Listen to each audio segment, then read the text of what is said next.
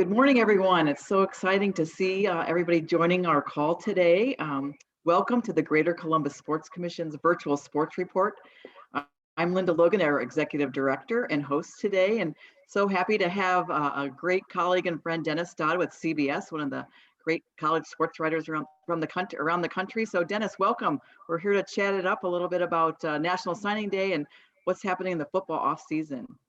Linda, thanks so much for having me today. I just want to say just thinking about this, Columbus is one of my favorite destinations on the road when in fact we do travel, whenever that comes back. Those Friday nights before Buckeyes games are special. Short North, what's Marcellus, you're a yes, Marcellus yes, fan. absolutely. Yep, the Hyde Park, yes. Yep. So I know we've had some fun times talking about Columbus and sports. Yeah, that's for sure. So well, glad welcome. To do it. I know. Glad to talk. Yeah. Yep. So I think National Signing Day is a little bit different this year. COVID has impacted a lot of things, and certainly you can talk about that. But everybody's always anxious to hear about that team that did the best, or those winners, and maybe those teams that didn't exceed the expectations. Well, Ohio State had a fantastic year. They were number 2 next to Alabama, which the experts say was the highest rated class ever. Don't ask me how they put those point values together, but our people at 24/7 Sports, which do the recruiting, CBS owns that website, which is really good, probably the top recruiting site. Most highly decorated class ever. So Ohio State is right there at number 2. And I think it's the first class that Ryan Day has recruited from scratch. And to do that, I think is pretty impressive. It bodes well, obviously. I don't have to tell you finishing number 2 in the country means a lot. The last couple of years, I just wrote this down. In 2019, they were 14th. In 2020, they were 5th. And now, obviously losing a lot of talented players from this playoff team and Big Ten champions to be number 2 is great. 6 players from Ohio, 9 defensive players, 7 offensive players. The number 1 wide receiver, number 1 offensive guard, number 1 running back in the country, rated by 24/7 Sports. So things are going well. And talk about that number 1 slot, Alabama. Once again, it sounds like they're just killing it right now. Well, think about that. A 69-year-old man, Nick Saban, is pulling in recruits for, I guess they're assuming he's going to be there in 4 years when he's 73 years old. It's just amazing to me what he's done and continues to do. On Halloween of this year, he will be 70 years old, coming off another national championship. They lose a bunch of players too, but they'll be ranked in the top 4, maybe number 1 going into the season.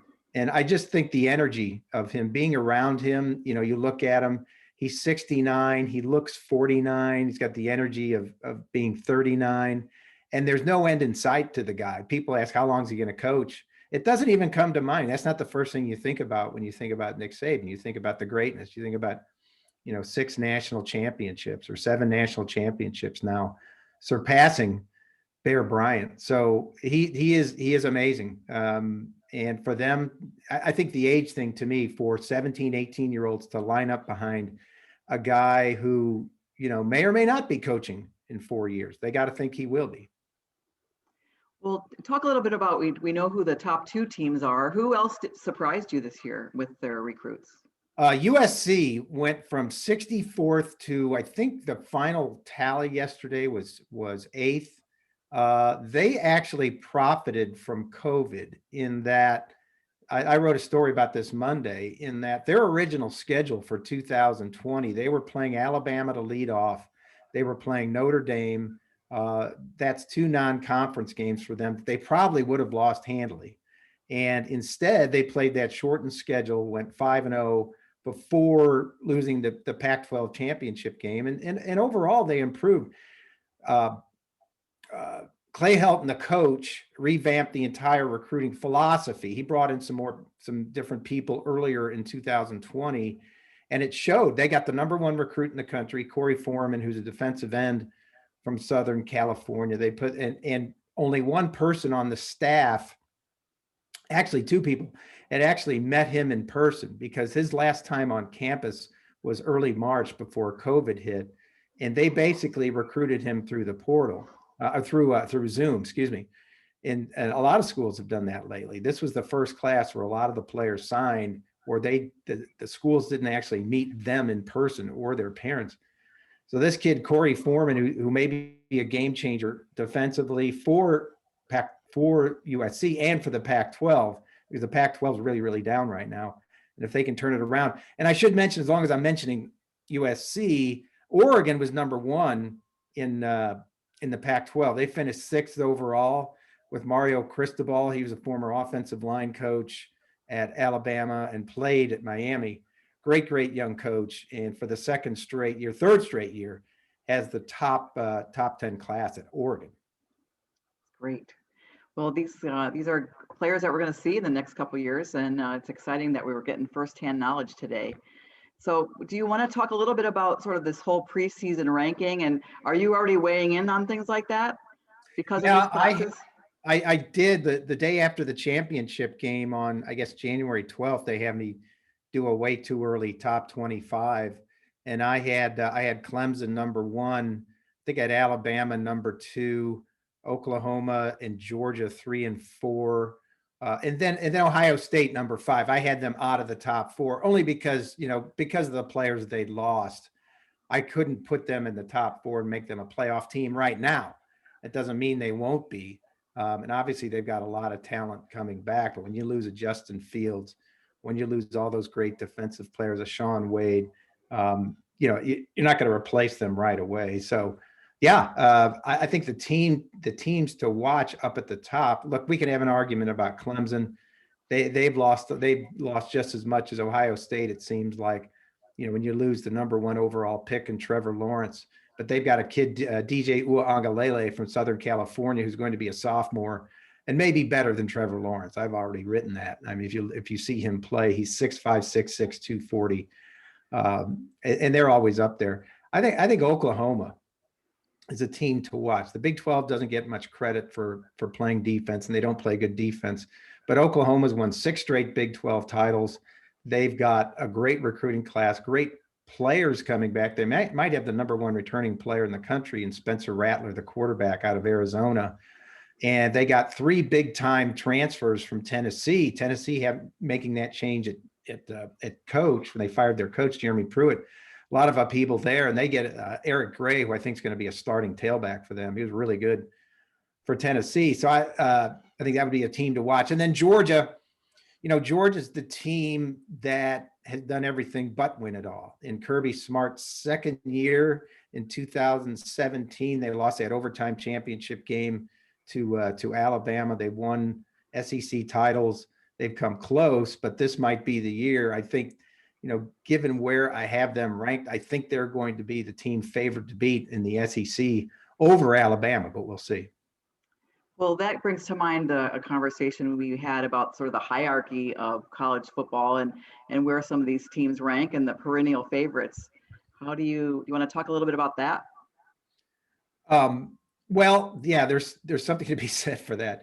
A year ago at this time, everybody sort of had penciled in Clemson, Ohio State, and Alabama. And sure enough, that was good. The outlier in there for the playoff was Notre Dame, who's played football for 115 years. So not exactly an outlier. Yeah, those 3 teams, we used to talk about the Power 5 pulling away.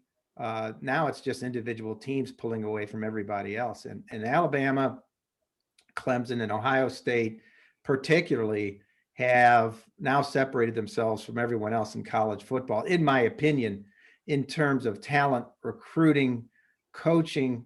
It goes down to nutrition, medical care, just how they put a staff together. And they've got this thing wired. Look, even if Ohio State doesn't get to the playoff next season, they're going to be back as long as Ryan Day is there. What a seamless transition that was from Urban Meyer. I don't have to tell you about Nick Saban. And then Dabo Swinney's been there since 2009. He's won 2 championships. and has only turned, I think he's 51 or 52. So he's got 15 years ahead of them. So they've been able to take whatever the code is and crack the code and get head and shoulders above everybody else. I talk about Ohio State. Ohio State and Clemson particularly are so much better than everybody else in their conference. It's almost not worth talking about a conference race in those leagues now. And the same at Alabama, except it is the SEC. And a guy like Gus Malzahn, who just got fired at Auburn right away, has beaten Nick Saban 3 times. I think he's one of 2 people walking the earth who's ever beaten Nick Saban 3 times in his career, and he's out of a job. So that's a little bit different. But for a lot of reasons, Ohio State has staked a claim, and we've seen it obviously in the series with Michigan, that you can just pencil them down for another Big Ten title until things change. Well, there's so much other news in college sports right now. Obviously, with the pandemic, we're going to hear more about basketball in the coming weeks. But just the image and likeness conversation we're going to hear more about later this year. Can you speak to how that's impacting conversations around the country? Yeah, this promises, Linda, to be the biggest, I think, most significant year in NCAA history, and it will all happen off the field.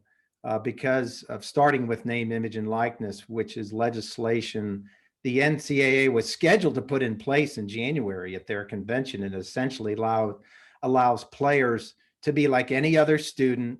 Long story short, they can sign autograph deals, they can create their own content, YouTube channel, do commercials if they want. Go out and start a business. Like, we see these kids start businesses online. Some of the more entrepreneurial types. That hasn't been allowed by the NCAA. And because the NCAA has been so hypocritical, in my opinion, over the years, they've always held schools to the standard that, well, you can't give them extra benefits because they have to be like every other student. Well, you know what? Every other student can transfer when they want. I just told you about what the kind of things they can do. They can capitalize on their social media, which is a big deal now. And so that will come into place at some point this year, probably August 1st, in time for the academic year. So don't be surprised, and this is realistic, that whoever is that starting quarterback at Ohio State, or I'll put it a different way. Think of Justin Fields on a billboard selling cars on the way to the shoe, seeing that. Getting paid for an autograph session. In one sense, it sounds a little bit, tawdry, but in another sense, it's only going to be the top 1 or 2% that really capitalize. The point of name, image, and likeness is that the athletes are able to do it. They have that right. The Gerber baby was able to set his parents up for life because he was born with a cute face and it went on a baby jar. So players can't do that in the NCAA. So we're going to have that. It's going to be real. I don't think it's going to be that much upheaval. I think Ohio State fans will come watch, Ohio State play and pack the shoe every Saturday, whether the quarterback makes nothing or whether he makes $500,000. And I'll conclude this question just by saying this, that Spencer Rattler, just to give you some perspective, Spencer Rattler, the quarterback at Oklahoma, I did a story on him last year. Had he been eligible under NIL, had it been in place, he had thrown 7 career passes coming into last season, 2020. His social media value alone going into that season would have been over $700,000.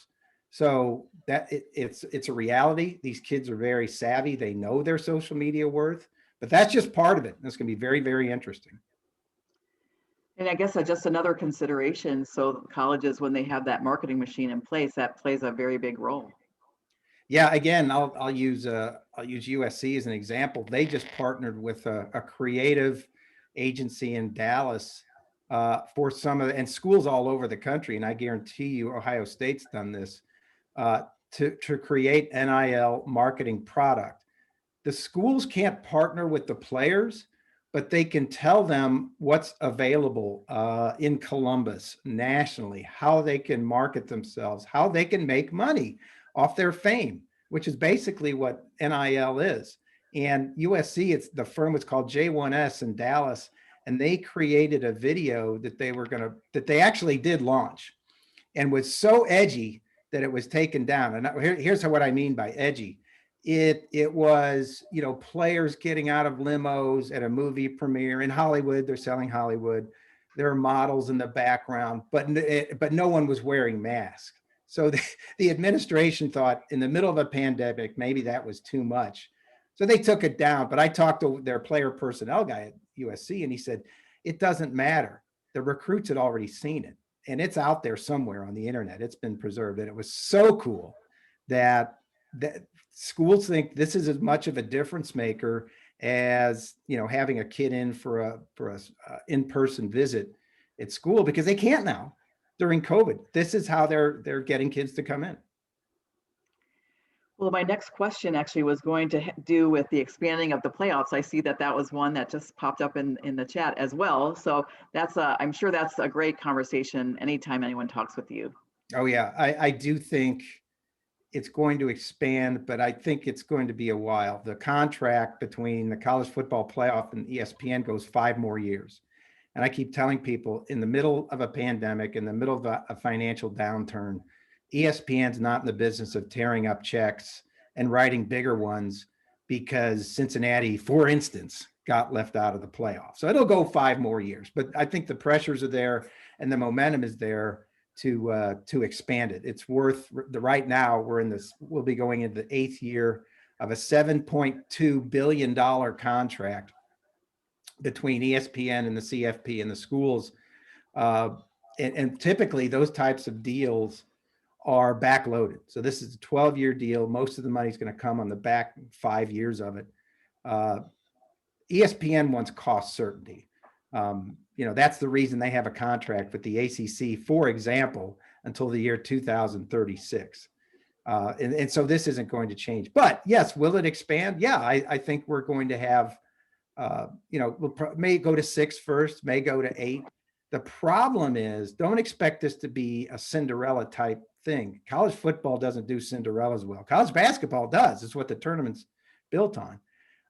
If you went to 8, you've got 4 now. Just figure on 3 of those extra 4 spots being filled by Power 5 schools, maybe another team from the Big 10 or the SEC or the ACC or the Big 12. And then there'd be probably a guaranteed spot for a group of 5 team like Cincinnati, but it's coming. We're just going to have to wait. So I know we're getting to that bewitching hour. We're going to probably take a few more questions, but because of the pandemic, even in 2021, preseasons are going to be a little bit different. What are you hearing? I know Ohio State just announced the spring game. So tell us a little bit more about what you're hearing. Yeah, that's a good question. Where are we headed in spring practice? Will it happen? Will there be spring games? Is there going to be baseball? I'm told right now it's a wait and see. I talked to the head of the football oversight committee, Shane Lyons from West Virginia, earlier this week, and he told me spring practice will be addressed. Now, schools now are just, what they're doing is just planning and saying, yes, we're going to have it. They can always adjust. I think January was a key month because season tickets went out. Season ticket orders went out. But what are schools doing there? And for the most part, I've been able to find out that they're just doing like they've always done, with the caveat that, well, if we can't play or we're playing at reduced capacity, then they'll do what they did last year. You can save them. You can not order. You can make a donation. You can defer the money to the next season. So I think all that's in play. But specifically, spring practice right now is on. And I think there was some momentum from the Football Coaches Association to give them extra time to get those 15 practices in. Right now, it's about 30 days to get 15 in. It's going to stay that way. And so I think, like the games themselves in the fall, it's going to be school to school, how they get it in and if they get it in. But I think everything's planning on a full go. I see that we have Steve Richardson with the Football Writers on the call today, and certainly all of your colleagues around the country, your jobs have been impacted significantly.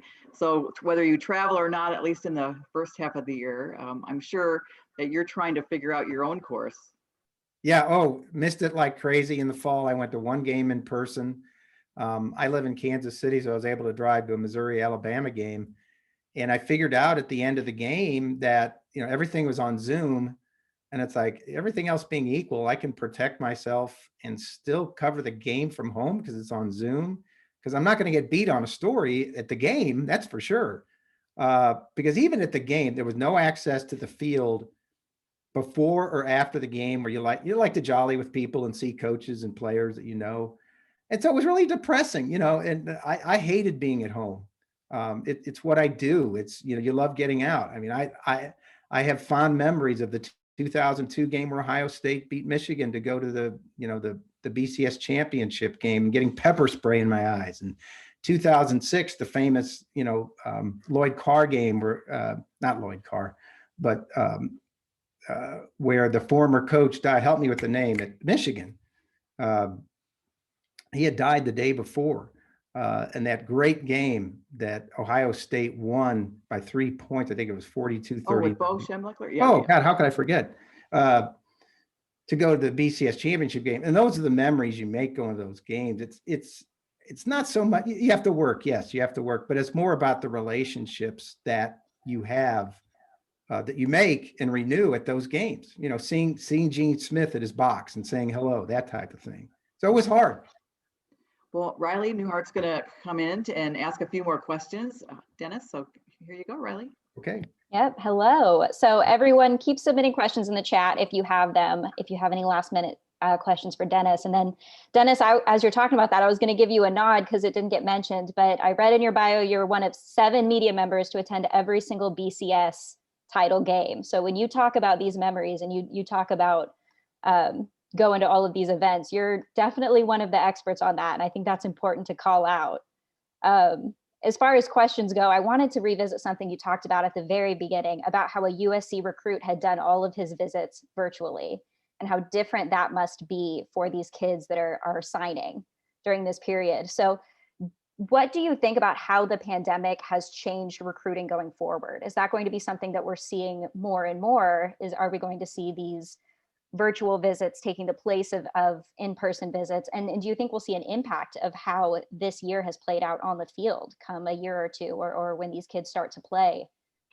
Yeah, that's a great question, because I've heard both sides that it was, obviously not the best to do all the player evals and interviews on Zoom.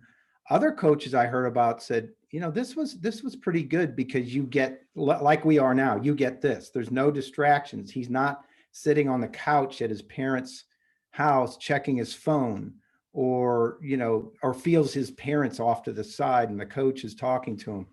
That you get more out of a player that way. And for this season, it's just the reality. I think there's going to be some leftover advantages to it. I think the NCAA is going to allow it. I think they're going to have to allow it because, look, all of us, we'd only know Zoom technology in the last year. This is something new. There's going to be companies that, just don't go on the road anymore and have big meetings on Zoom. In recruiting, I'm told that it's really affecting the junior class of 2022, the guys that are juniors now, who either didn't play in places like California, Southern California didn't have high school football, or have not played enough to get on film. And so if you're recruiting them now for the 2022 class, you're going on what you last saw of them maybe a year and a half ago in their 2019 season, or, you don't have enough film on them to begin with. And I think it was key this week, the NCAA allowed, starting Monday, February 1st, that they could call juniors on the phone to at least start that process. That process usually starts April 15th of their junior year. And currently we're in a dead period. That's another restriction that's been huge. We're in a dead period where schools can't interact at all with players, except by Zoom and recruiting until through April 15th. So that meant no in-home visits, no on-campus visits. You can imagine what that's like at a place like Ohio State. So it is different. I think we're seeing before our eyes the whole recruiting model change, to the fact that yesterday, was signing day, and it was almost like, oh well, 90% of the recruits had signed in the December date, the early date, that that has become the de facto signing day, and especially this cycle, because players couldn't take visits. They were like, why do we have to wait till February? We're going to sign now. So I think you might see December become that one and only date. Yeah, as you've mentioned, it just seems like everything is evolving. We're slowly moving into this new model, this new upheaval. And it sounds like with name, image, and likeness, it's going to continue to evolve. It's going to be a lot of change coming our way. So on the topic of change, I think in Columbus, we love to hear about how Ohio State is just perennially a favorite in the conference and nationally respected and all of those things. We love it. But when we talk about this hierarchy, we talk about that solid 1, 2, 3 in the nation. How does that get shaken up? What has to happen for there to be new contenders? That's a great question. It has to start with those 3 I mentioned coming back to the pack a little bit, and they show no sign. I just mentioned what Nick Saban has done at age 69. Ryan Day is 41. He's yet to hit his coaching prime. I mean, the only competitor for his services right now is the NFL, I think. And then Dabo Sweeney, what did I say, 51 or 52? So it's going to have to take them getting a little bit lazy at some point to come back.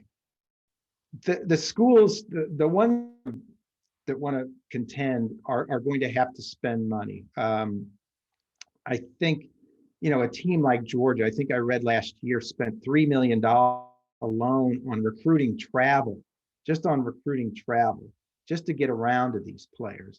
And as off-putting as that may sound for some of this, that's the reality.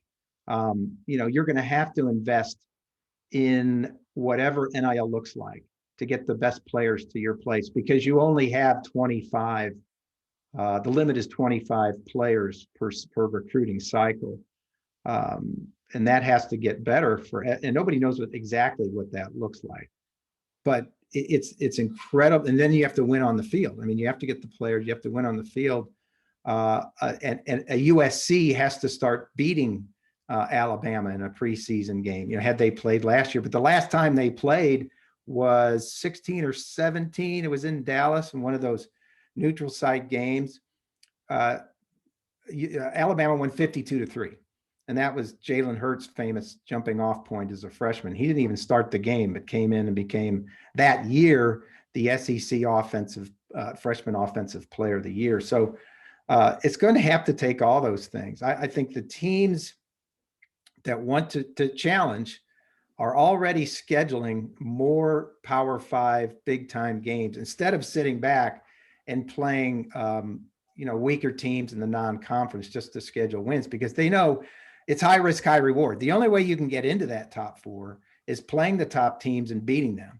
If you lose, nothing ventured, nothing gained. So I think for the consumer, you're going to see a lot more of these games in the non-con. I did a story last year, particularly Florida and Georgia, really scheduled out big time games. And I talked to Dave Brown, who's kind of this freelance scheduling maven. He matches up schools. He used to work for ESPN, putting together TV games. And there was one year, don't hold me to it, there was a year 2026 or 2027 where he said it's the best. Florida playing somebody, they're playing Texas that year and somebody else. It's the best schedule I've ever seen. Starting with the SEC and their non-con games. So I think you're going to see more of that. So for the consumer, the answer to your question is going to be very interesting, and everything's only going to get better. Well, Dennis, we could talk to you for hours. So we look forward to hopefully seeing you in person this fall. And thanks for joining us, and we'll see you at Marcella's. And just thanks to everybody for joining us. We're going to do this again in 2 weeks on February 18th. And our special guests will be Dan Gavitt, the Senior Vice President of Basketball for the NCAA, and Gene Smith from Ohio State, talking about that basketball bubble. So look forward to seeing you again in 2 weeks, and stay safe, everyone. Bye, Dennis. Thank you. Thanks so much.